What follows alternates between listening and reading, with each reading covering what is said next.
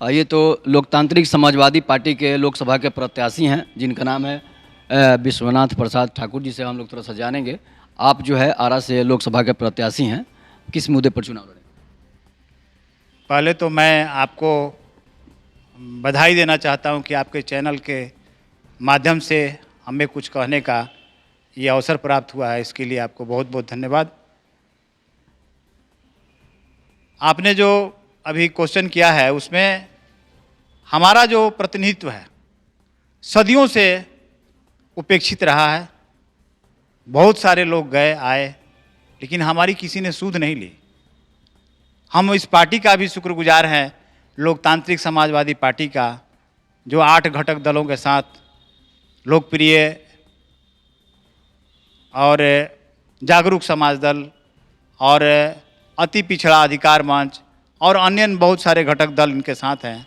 जिसके अध्यक्ष हैं रघु ठाकुर जी, जिसके अध्यक्ष हैं चुनाव समिति के अध्यक्ष हैं श्याम नंदन ठाकुर जी और गौरव सिंह कुशवाहा हैं।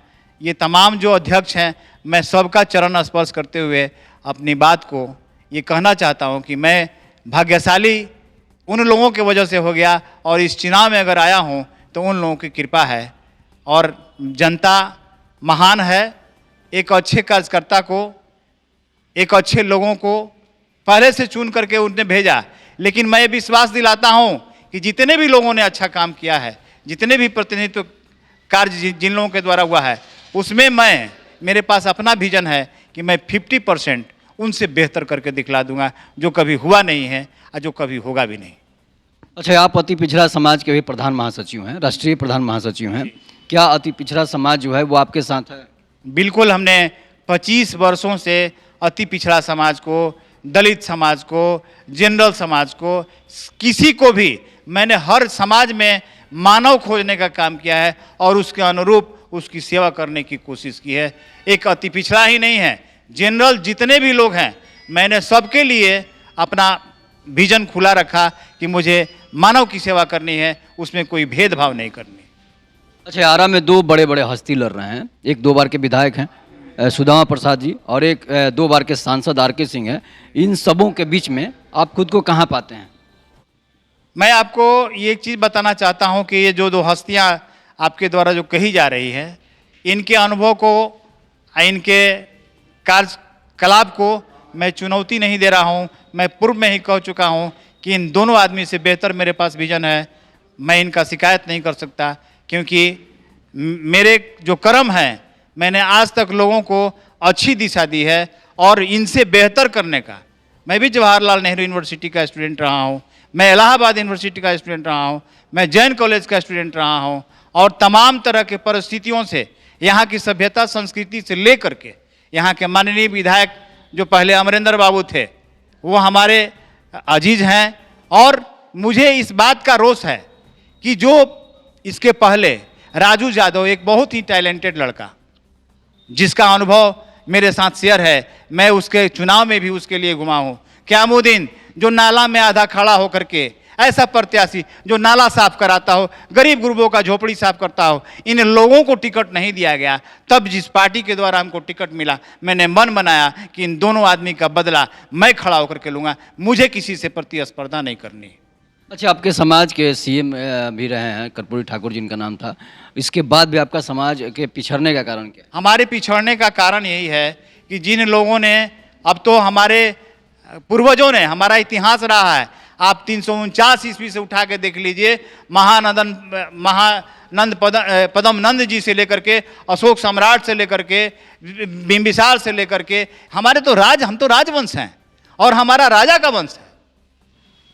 उसमें हमको फक्र है इस बात का कि मैं राजघराने से आता हूं। लोगों ने नकार दिया, मैं तो मानता हूं कि मैं राजघराने से आता हूं, मेरा वंश राजघराने से है। चाहे वो विश्वकर्मा समाज से आता हो, चाहे वो लोहार समाज से आता हो, चाहे वो माली समाज से आता हो, चाहे जितने भी अति पिछड़ा समाज है, हम तो आपके एक शरीर अगर है तो हम उसकी सुंदरता हैं और इस सुंदरता में हमारी भी परिकल्पना भी, हमारी भी सपने हैं। मैं एक बार अपने आंख से समाज को देखना चाहता हूं कि कहां कहां किसमें कमी रह गई, उसको पाटने का काम करूंगा, उनको अधिकार दिलाने का काम करूंगा, उनके हर दुख दर्द लड़ाई से लेकर के उनके हर अधिकार के लिए, चाहे वो पसमानदा समाज हो, चाहे वो मोमिन समाज हो, चाहे वो हिंदू समाज हो, चाहे वो धर्मावलंबी हो, मैं क्रिश्चियन जो भी हैं, मैं सबका आदर करता हूं और सबके सम्मान की लड़ाई लड़ूंगा। अब भविष्य से लड़ता आया हूं और आगे भी लड़ूंगा।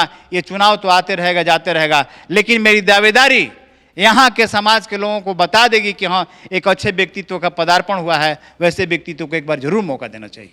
अच्छा, अगर आप आरा से चुनाव लोकसभा का जीतते हैं तो सबसे पहला विकास का काम क्या करेंगे? सबसे पहला विकास का काम जो है शिक्षा, जो हमारे यहाँ इंजीनियरिंग कॉलेज बन गया है, हमारे यहाँ नए नए शिक्षण संस्थान बन गए हैं।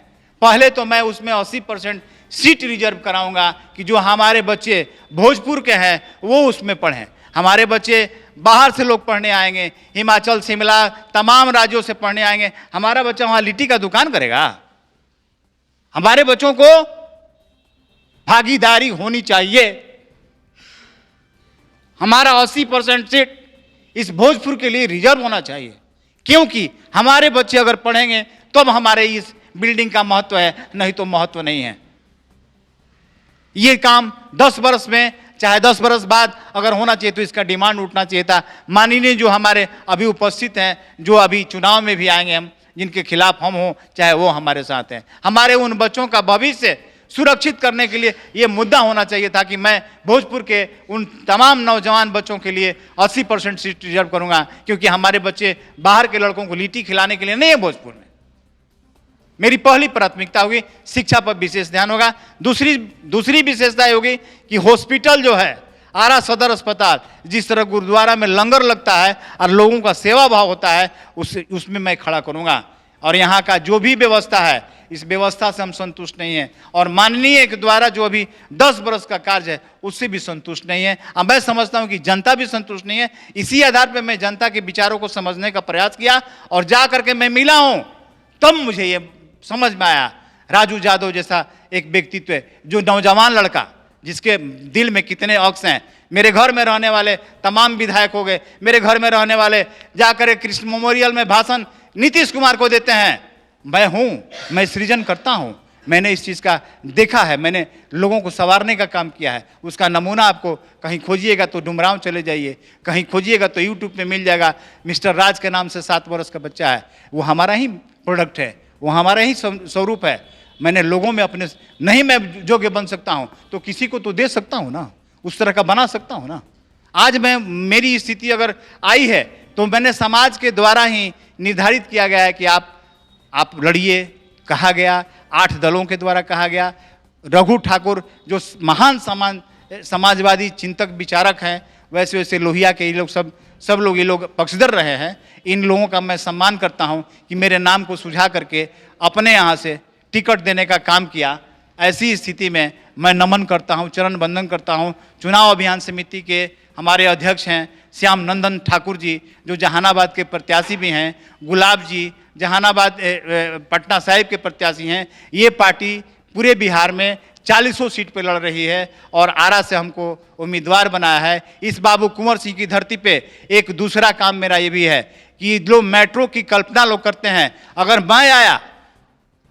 मैं आ गया तो बाबू कुंवर सिंह के सपनों को साकार कर देंगे, और उसके लिए जगदीशपुर से लेकर के और महाराजा कॉलेज तक मेट्रो का निर्माण कराएंगे। चाहे हमारा घर ही रास्ते में काहे नहीं हो, उस मेट्रो के निर्माण में हम अपने घर को, अपने समाज के लोगों को आग्रह करके कि इसको बनने दिया जाए। अच्छा, इस बार बीजेपी बोल रही है कि 400 से अधिक सीटें लाएंगे, आपको क्या लगता है? झूठ बोलने वाले के लिए कोई सहारा नहीं है। अभी तत्काल कल हमारे यहाँ जो भी पदाधिकारी बदले गए हैं, मैं उनका नाम नहीं लेना चाहता हूँ।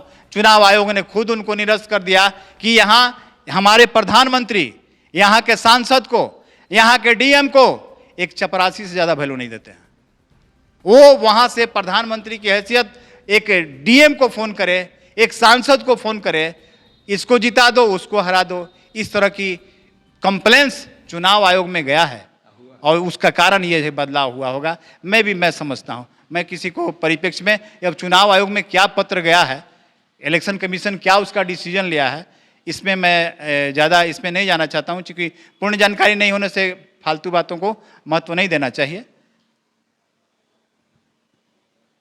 और मैं आरा को